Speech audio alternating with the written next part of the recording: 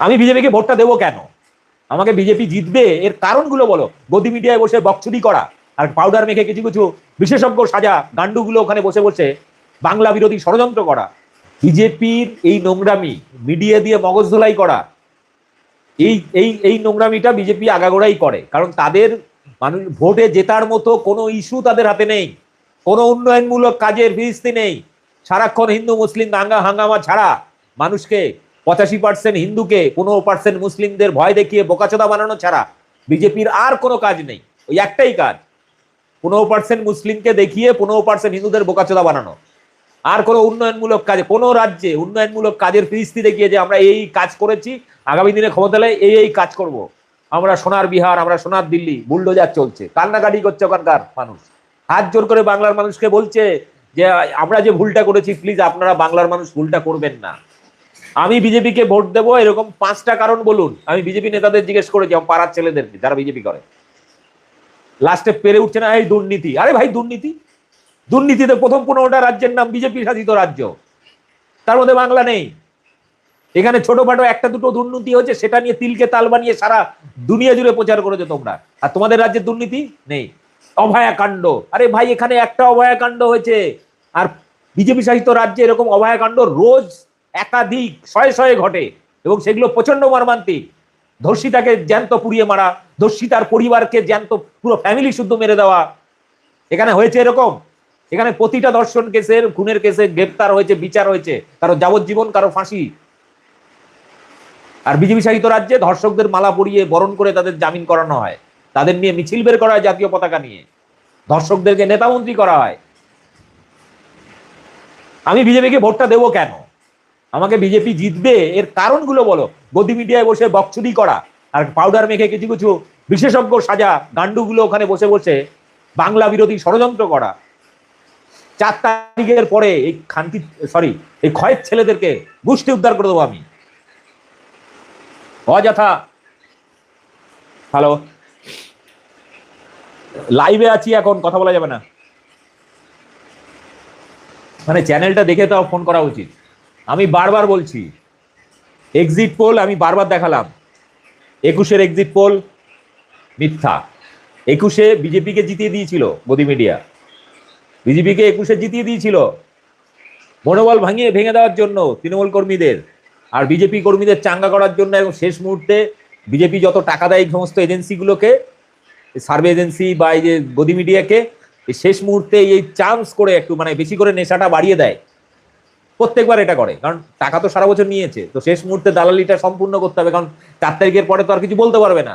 তখন এই তৃণমূল নেতাদের বা এমএলএ এমপিদের পেছনে দৌড়াবে বুম নিয়ে গদি মিডিয়াগুলো।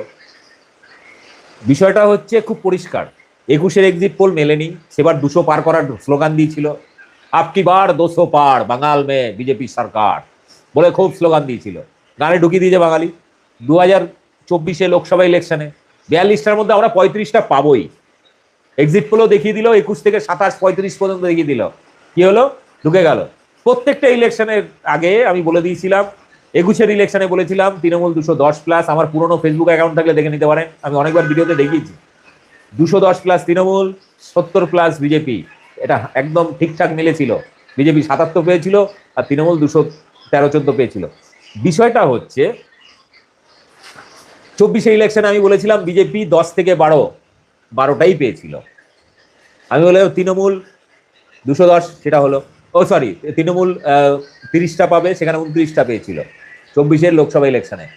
এখনো পর্যন্ত 2011 থেকে এখনো পর্যন্ত আমার প্রেডিকশন একটাও মিথ্যা হয়নি, এবং 26-এরটাও হবে না। যদি না যে চিটিংবাজি বিজেপি শুরুর দিন থেকে করছে, এসআইআর এ নাম বাতিল করা, ফর্ম 7 দিয়ে বাতিল করা, ফর্ম 6 দিয়ে নতুন ভুয়ো ভোটার ঢোকানো থেকে শুরু করে কেন্দ্রীয় বাহিনী এনে এখানকার মানুষকে চমকানো। এবার বিজেপি আসছে, বিজেপি না এলো 60 দিন এখানে বিজেপি কেন্দ্রীয় বাহিনী থাকবে। অমিত শাহ বলে গেছে ভোটের রেজাল্টের পরে 60 দিন, প্রায় 2 মাস কেন্দ্রীয় বাহিনী থাকবে, মানে সব টাইট করে দেবো। মানে এটা ভয়ের পরিবেশ। মাস্তানি করার জন্য একটা আইপিএস অফিসারকে নিয়ে চলে এলো, যে তাহলে নিজে বধূ নির্যাতনের মামলায় আসামি, বিভিন্ন কেলেঙ্কারিতে, সে এখানে এসে সিঙ্গাম সেজেছে। ওইরকম সিঙ্গাম চুইংগাম আমাদের পশ্চিমবাংলায় কাজ করে না। বিজেপির নাটক নোংরামি বাংলায় চলবে না ভাই, আমি বলে দিচ্ছি। আর যারা পরিবর্তন বলে লাফাচ্ছেন, আমাকে ভাই 5টা কারণ বলে দাও যে কারণে বাঙালি তোমাদের ভোট দেবে, 5টা কারণ, জেনুইন কারণ বলো যেটা বিশ্বাসযোগ্য। ওই এটা দেবো ওটা দেবো ভাওতাবাজি দিও না, কোনো রাজ্যে তোমরা কিছু দিচ্ছ না। এই নারী নির্যাতন তোমাদের রাজ্যে বেশি হয় ভাই, পশ্চিমবাংলায় সেই তুলনায় হয় না। সব থেকে সেফেস্ট সিটি বা রাজ্য হিসাবে পশ্চিমবাংলা বারবার, কলকাতা বারবার পুরস্কৃত হয়েছে।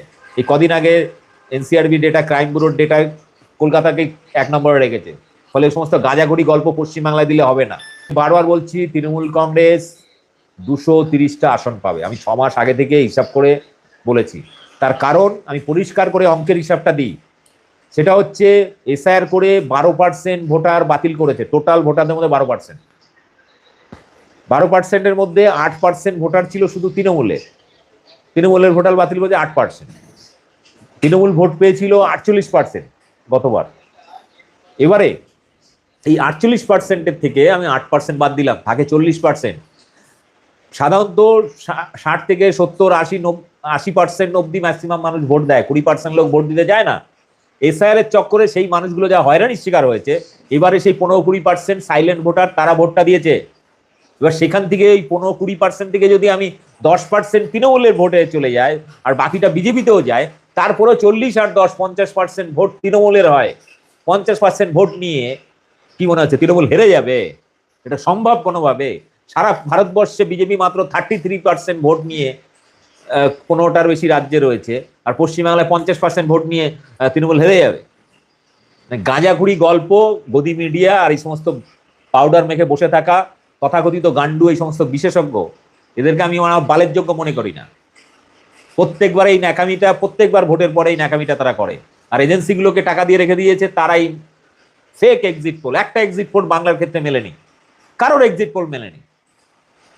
ফলে এই নোংরামিটা, টেনশন নেওয়ার কিছু নেই, চুপচাপ নাকে কানে তেল দিয়ে ঘুমিয়ে থাকুন, ইভিএম এ নজর রাখুন, স্ট্রং রুমে নজর রাখুন, কাউন্টিং এর দিন একদম শেষ স্ট্যাম্প পড়া পর্যন্ত, গণনা শেষ হয়ে স্ট্যাম্প পড়া পর্যন্ত গণনা কেন্দ্র থেকে বেরোবেন না।